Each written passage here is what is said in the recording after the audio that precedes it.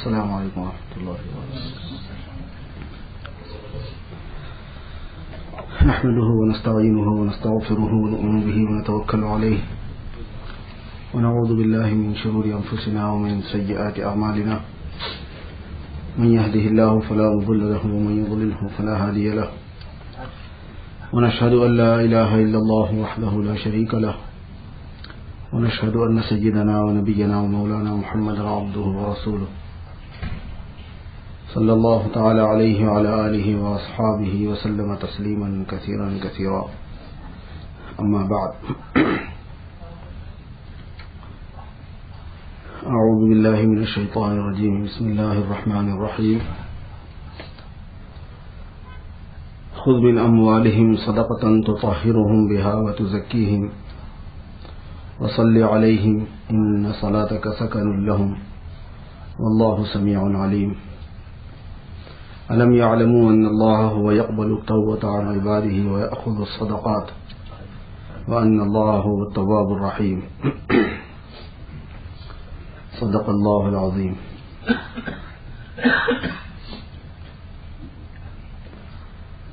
برادران اسلام، تعالی جل جلالہ اور عم نوالہ نے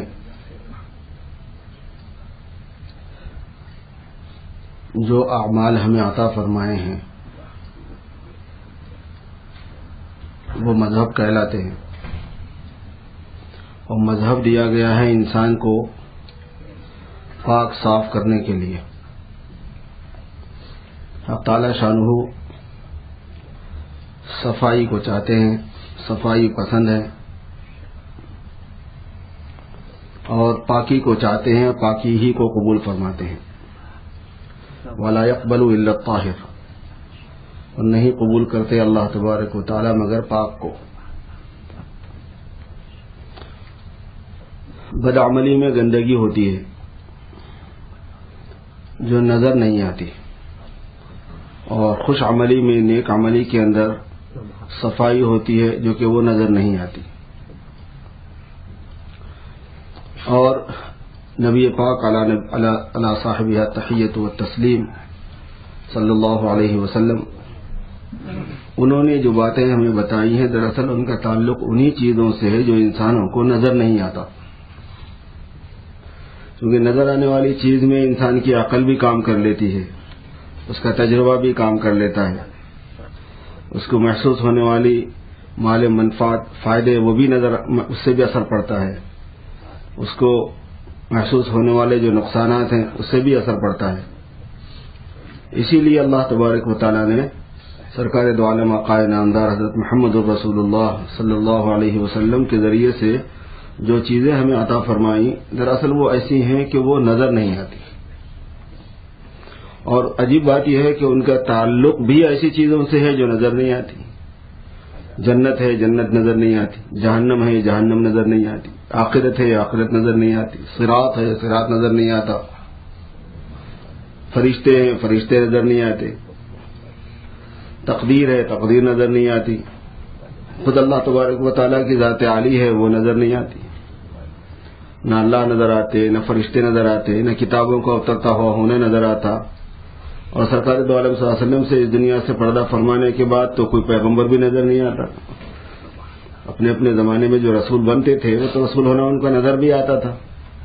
رسول تو نظر آتے تھے، اگرچہ رسول ہونا ان کو سمجھایا جاتا تھا، لیکن ہم جیسوں کو، بعد والوں کو تو نہ رسول نظر آتے نہ رسول کا ہونا نظر آتا.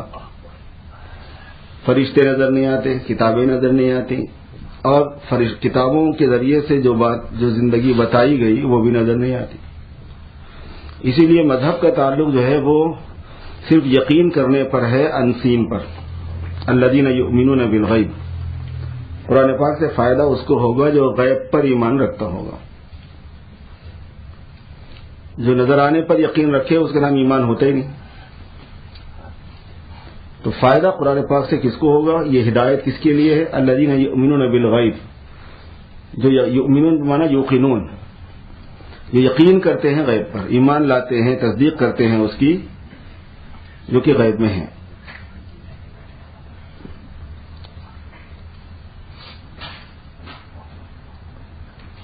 جاننے کے لیے بھی یہ لفظ کبھی کبھی بولا جاتا ہے، لیکن ایمان میں جاننا خالی کافی نہیں ہے، یعلمون کافی نہیں ہے، یؤمنون بمعنی یعلمون نہیں آتا۔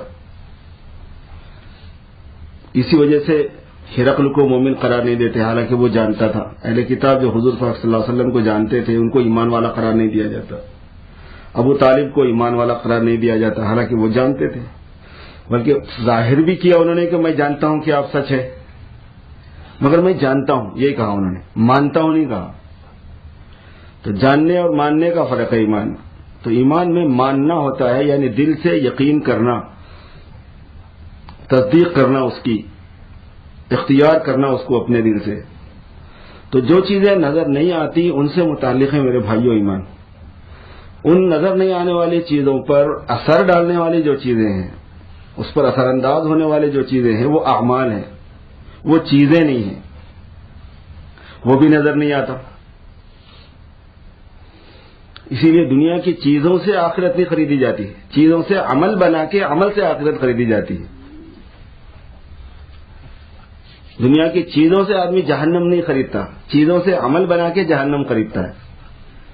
نہ دنیا کی چیزوں سے جنت خریدی جاتی، چیزوں سے عمل بنا کے جنت خریدی جاتی ہے۔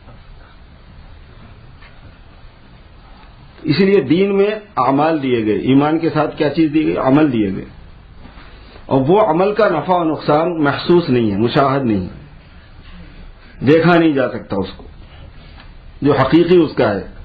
اس کے اثرات دیکھے جاتے ہیں تھوڑے سے، اس کا شیڈ دیکھا جاتا ہے، اس کے ذیلی جو سائیڈ ایفیکٹ ہوتے ہیں وہ دیکھے جاتے ہیں، مگر حقیقی فائدہ تو آخرت میں جا کے دکھنے والا ہے، یا حقیقی نقصان بھی آخرت میں جا کے نظر آنے والا ہے۔ تو جتنے اعمال دیے گئے ہیں امت کو، انسانوں کو، سرکار دو عالم صلی اللہ علیہ وسلم کے ذریعے سے، ان اعمال کے اندر اللہ تبارک و تعالیٰ نے خاصیتیں رکھی ہیں۔ ان میں بنیادی خاصیت میرے بزرگوں طہارت کی ہے، پاکی کی ہے۔ ایک انسان کو پاک کرنا ہوتا ہے، ایک ہے انسان کی باڈی کو پاک کرنا، انسان کے کلوت اور اس کے استعمال ہونے والے کپڑوں کو، چیزوں کو، سامان کو پاک کرنا، اور ایک ہوتا ہے انسان کو پاک کرنا۔ یہ دونوں چیزوں میں بھی فرق ہے۔ اب ہم روزانہ نہاتے ہیں، دھوتے ہیں، کپڑے پہنتے ہیں، استنجا کرتے ہیں تو پانی استعمال کرتے ہیں۔ مسلمانوں کو تو ماشاءاللہ پانی استعمال کرنے کی عادت ہے، چاہے سردی ہو چاہے گرمی ہو۔ گرم پانی مل گیا تو ٹھیک ہے تھوڑا سا، نہیں تو ٹھنڈے پانی سے ہی صحیح، لیکن مسلمان ہمیشہ پانی استعمال کرتا ہے استنجا کے لیے، چونکہ حضور پاک صلی اللہ علیہ وسلم نے پانی کو زیادہ صفائی کرنے والا بتایا۔ اگرچہ دوسری چیزوں سے بھی ٹیمپرری طور پر صفائی حاصل ہو جاتی ہے، ٹیشو پیپر وغیرہ سے بھی اگر کوئی صفائی لے تو صفائی پھر بھی ہو جاتی ہے، اس کی حکم کے اعتبار سے ہو جاتی ہے، مگر جتنی صفائی ستھرائی پانی سے ہوتی ہے اتنی اس سے نہیں ہوتی۔ اس لیے مسلمان پانی استعمال کرتے ہیں، استنجا کے لیے پانی استعمال کرتے ہیں، روزانہ نہاتے دھوتے ہیں، غسل کرتے ہیں تاکہ پسینے کی بو نہ آئے، نہانے کے بعد بھی پسینے میں بو نہ آئے، اس کے لیے بھی مختلف قسم کی چیزیں لوگ استعمال کرتے ہیں، لوشن استعمال کرتے ہیں، خوشبو والی چیزیں استعمال کی جاتی ہیں۔ لیکن ایک انسان کا اندرون سے گندا ہونا، وہ ان چیزوں سے پاک نہیں ہوتا۔ انسان کے اندر بھی گندگی اور پاکی ہوتی ہے۔ سب سے زیادہ گندگی انسان کے اندرون میں جو ہوتی ہے وہ شرک سے ہوتی ہے۔ شرک اتنی بڑی گندی چیز ہے کہ اس سے زیادہ گندگی کا تصور نہیں کیا جا سکتا۔ اسی لیے شرک کی گندگی اگر کسی کے ساتھ ہے تو اس کے لیے یہ ڈیسائیڈ ہے کہ وہ جنت میں بھیجا ہی نہیں جائے گا، اتنا گندے کو تو جنت میں بھیجا ہی نہیں جا سکتا۔ اس لیے توحید کی تعلیم ہوتی ہے، شرک کو چھوڑنا ہوگا۔ ان اللہ لا یغفر ان یشرک بہ، اللہ پاک اس بات کو معاف نہیں کریں گے کہ ان کے ساتھ شرک کیا جائے۔ حق تلفی ہے، نمک حرامی ہے، کیونکہ شرک کے اندر اللہ کے غیر کی طرف منسوب کی جاتی ہیں نعمتیں، اولاد فلانے دے دی، روزی فلانے دے دی، نوکری فلانے دے دی، گناہوں کی بخشش فلانے کر دی، زندگی فلانے دے دی۔ شرک میں یہی تو ہوتا ہے کہ غیر اللہ کی طرف نعمتوں کو منسوب کیا جاتا ہے۔ غیر اللہ کے پاس، اللہ کے غیر کے پاس، کسی کے پاس کوئی نعمت ہے ہی نہیں جو دے سکے، خود اس کے پاس جو ہے وہ اللہ کی دی ہوئی ہے۔ اللہ کے غیر کے پاس جو نعمت ہے وہ خود اللہ کی ہے، اللہ کے غیر کا وجود خود اللہ کا دیا ہوا ہے، اس کا اپنا ہونا خود اللہ سے ہے، وہ کسی کو کیا دے سکتا ہے؟ تو اس لیے وہ سب سے بڑی نمک حرامی ہے، وہ سب سے بڑی دل کی گندگی شمار ہوتی ہے۔ انما المشرکون نجس فلا يقربوا المسجد الحرام بعد عامهم هذا۔ جب مکہ مدینہ کو اللہ تبارک و تعالیٰ نے دارالاسلام قرار دے دیا، بتا دیا کہ بھائی یہ ناپاکی ہے، اس ناپاکی کے ساتھ آ بھی نہیں سکتے لوگ۔ اس لیے دیکھا ہوگا آپ نے کہ لکھا ہوا ہے ممنوع الدخول لغیر المسلمین۔ جب حج کے لیے عمرے کے لیے جاتے ہیں تو ایک باؤنڈری آتی ہے، وہاں پہ کمان بنی ہوئی ہے اور کمان پہ لکھا ہوا ہے، ایگزٹ بنی ہوئی ہے، جو غیر مسلم ہے جاب کے لیے بھی آیا ہوا تو بھائی وہ ادھر سے جائے، وہ ادھر سے جائے، یہاں نہیں آئے گا۔ اللہ نے منع فرما دیا کہ یہاں کوئی گندگی نہیں آئی۔ حالانکہ وہاں جانے والے نہانے کا کام، برو براز کا کام، یورین کا کام، یہ سب کام ان کو کرنا ہی پڑتا ہے۔ وہ گندگی تو گوارا ہے کیونکہ وہ تو مجبوری ہے، شرک گوارا نہیں۔ تو شرک جو ہے وہ سب سے بڑی گندگی ہوتی ہے۔ بتائیے کہ شرک کا گندا ہونا کہاں نظر آتا ہے؟ جہاں شرک کیا جاتا ہے کتنا صاف ستھرا رہتا ہے، کیسی خوشبو مہک رہی ہوتی ہے، ہمیشہ عود جلاتے رہتے ہیں، خوشبو جلاتے رہتے ہیں۔ ہم لوگ چونکہ انڈیا میں رہتے ہیں تو بہت سے اس کے ساتھ کیا بت خانوں کے ساتھ مندروں کے پاس سے گزرنا ہوتا ہے، کھلے رہتے ہیں ان کے دروازے، نظر بھی آتا رہتا ہے کیا ہو رہا ہے کیا نہیں ہو رہا، خوشبو رہتی ہے صاف ستھرا ایک دم۔ کتنی دور سے لوگ چپل چھوڑ دیتے ہیں، ایک فرلانگ سے لوگ چپل چھوڑ کے آتے ہیں، پانی نہائے بغیر، غسل کیے بغیر داخل نہیں ہونے دیتے۔ بعض برہمن 5 مرتبہ غسل کرتے ہیں دن میں، ان کے پاس 5 مرتبہ 3 مرتبہ کے غسل کی ترتیب ہے۔ بغیر سلے ہوئے کپڑے استعمال کرتے ہیں کہ سینے کے بعد سیون میں میل آ جاتا ہے۔ ان کے پاس بھی احرام کا سلسلہ ہے نا، برہمن جو ہے وہاں پہ دھوتی اوپر کا ایک لباس ہوتا ہے بغیر سلا ہوا، نیچے کا ایک لباس ہوتا ہے بغیر سلا ہوا، احرام ہی والا کیفیت کا انداز ہے، سیتے تک نہیں اس کو، کہ یہ زہد کے بھی خلاف ہے اور صفائی کے بھی خلاف ہے، یعنی کہ اس کے سیون میں گڑبڑ ہو جاتی ہے، میل آتا ہے۔ کتنے صاف ہیں، خوشبو ہمیشہ مہکتی رہتی ہے، کتنے صاف ہیں۔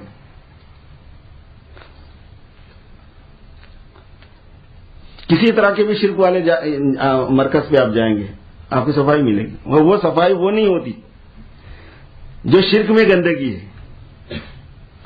ان تمام صفائیوں کی اور خوشبوؤں کے ذریعے سے شرک کرنا ایسے ہی ہے جیسے براز کے اوپر، جیسے انسان کی نجاست کے اوپر خوشبو لپیٹ کے کچھ کرنا، اندر تو پورا وہی بھرا ہوا ہے۔ شرک سب سے بڑی گندگی ہوتی ہے۔ ایسے ہی میرے بھائیوں معصیت کی گندگیاں ہوتی ہیں، گناہوں کی گندگیاں ہوتی ہیں، بدعات کی گندگیاں ہوتی ہیں، مخالفت سنت کی گندگیاں ہوتی ہیں، غفلت کی گندگیاں ہوتی ہیں، یہ سب گندگیاں ہیں، اور ایک سے بڑھ کر ایک ہوتی ہیں جو نظر نہیں آتی انسان کو۔ صاف ستھرا ہوتا ہے انسان لیکن گندگی میں بھرا ہوا ہوتا ہے۔ حق تعالی شانوں کے پاس میں اس گندگی کے ساتھ جانے والا انسان ظاہر میں چاہے کتنا ہی صاف ستھرا جائے، گندا ہے۔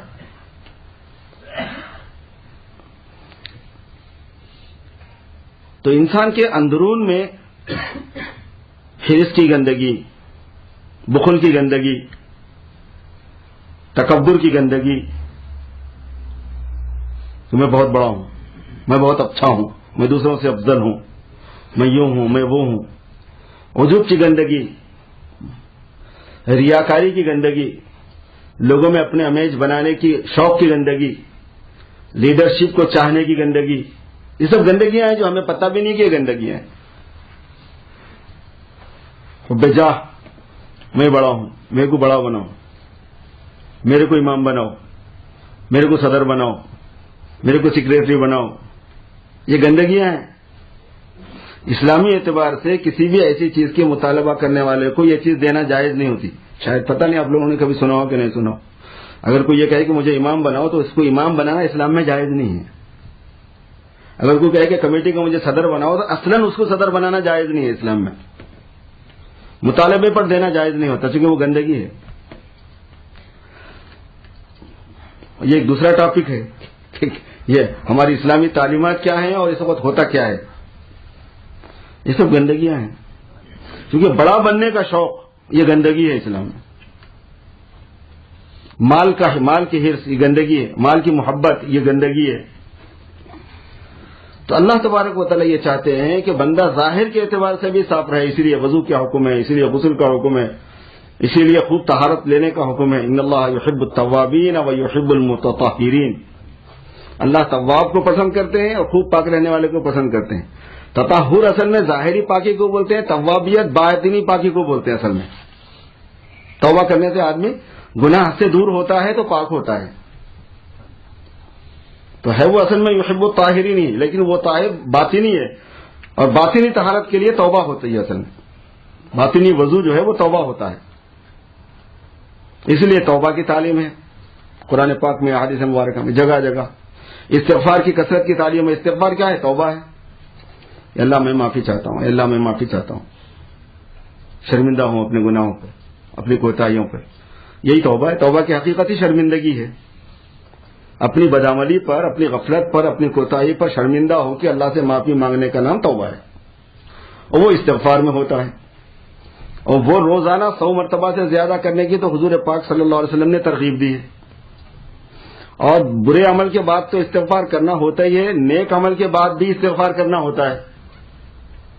کیونکہ نیک عمل میں بھی کوتاہی ہوتی ہے، جو اللہ کی شان کے اعتبار سے غلطی ہوتی ہے تو وہ بھی گندگی ہوتی ہے. نماز پڑھ رہے ہیں، ہم نے بڑا اچھا کام کیا، تو ہماری نماز کا تو حساب ہی کیا ہے. کامل ایمان والے صحابہ کرام، ان کی نمازیں کیسی ہوتی تھیں؟ کامل نماز، حقیقی نماز، احسان والی نماز. اس میں صدیق اکبر کی نماز کیسی ہوتی تھی، جو سارے ایمان والوں میں افضل ترین ہے، سب سے زیادہ کامل ایمان والے انبیاء کے بعد، افضل الخلق بعد الانبیاء بالتحقیق، نبیوں کے بعد سب سے زیادہ افضل پوری انسانیت میں، پہلے ہوں یا بعد کے ہوں، ابوبکر صدیق ہیں. یہ علماء کرام کا اتفاق ہے اس بات پہ. انہوں نے پوچھا سرکار دو عالم صلی اللہ علیہ وسلم سے کہ نماز کے بعد کیا پڑھوں جب اپنی نماز سے میں فارغ ہو جاؤں؟ تو فرمایا کہ یہ پڑھو، اللہم انی ظلمت نفسی ظلما کثیرا ولا یغفر الذنوب الا انت فاغفر لی مغفرۃ من عندک وارحمنی انک انت الغفور الرحیم. یا اللہ مجھ سے بہت بڑا ظلم ہوا ہے، اور کوئی گناہ کو آپ کے علاوہ کوئی گناہ معاف نہیں کر سکتا، لہذا آپ معاف فرما دیجیے. کیونکہ گناہ معاف کرنے کا کسی کو اختیار نہیں، کوئی کر ہی نہیں سکتا. اصل میں بندہ خود نہیں کر سکتا، کوئی دوسرا نہیں کر سکتا. وہ پادری کرنے کا تو خیر سوال ہی نہیں پیدا ہوتا، وہ خود ہی گناہ میں ڈوبا ہوا ہے. کوئی پیغمبر نہیں کر سکتے، عیسیٰ علیہ السلام نہیں کر سکتے، کسی کے ہاتھ میں نہیں ہے وہ چیز. عمل کا جو ریاکشن ہے، عمل کا جو اثر ہے، وہ تو جس نے عمل کو خلق کیا، پیدا کیا، وہی جانتا ہے، اور وہی اس کو کم زیادہ ہٹا سکتا ہے، باقی رکھ سکتا ہے، اور کوئی نہیں کر سکتا. ولا یغفر الذنوب الا انت، گناہ کو آپ کے علاوہ کوئی معاف نہیں کرتا، لہذا آپ مجھے معاف فرما دیجیے.